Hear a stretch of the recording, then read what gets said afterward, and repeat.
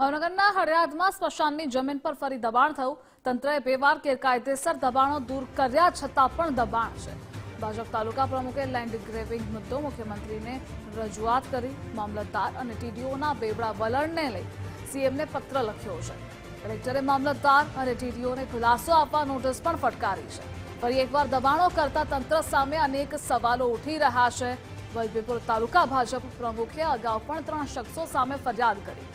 Pradyumansinh ગોહિલે collector સમક્ષ land ગ્રેબિંગની ફરિયાદ કરી. એકનું એક કામ માટે એટલે હું નાયબ કલેક્ટર સાહેબને મળ્યો. એમને મને એવું કલેક્ટર સાહેબને મળ્યો અને એમની સલાહ લઈ અને મેં લેન્ડ ગ્રેબિંગની અંદર કેસ કર્યો. કેસ કર્યા બાદ લેન્ડ ગ્રેબિંગમાં અરજી કર્યા બાદ બધેથી નિવેદનો લેવામાં આવ્યા. બધા પાસે ગામમાંથી પણ પંચરોજ કામ કરવામાં આવ્યું. માનનીય પીઆઈ સાહેબે પણ મારી નિવેદન લીધું. ત્યારબાદ બધું કાર્ય પૂરું થયા પછી માનનીય મામલતદાર સાહેબને કહેવામાં આવ્યું કે ભાઈ તમે શું કહો છો આ બાબતે. તો 2 વાર તો પાડ્યું જ હતું મામલતદાર સાહેબે. બીજું કે અહીંની કોર્ટમાં પણ અરજી થયેલી, એમાં પણ એ હારી ગયા હતા. ત્યારબાદ શિહોરની કોર્ટમાં કરી, ત્યાં પણ હારી ગયા. એસઆરડી અમદાવાદ એમાં પણ કરી, ત્યાં પણ એ હારી ગયા છે. તે છતાં પણ મામલતદાર સાહેબે એવું લખીને આપ્યું કે ભાઈ આ કોનું છે એ સ્પષ્ટ થતું નથી.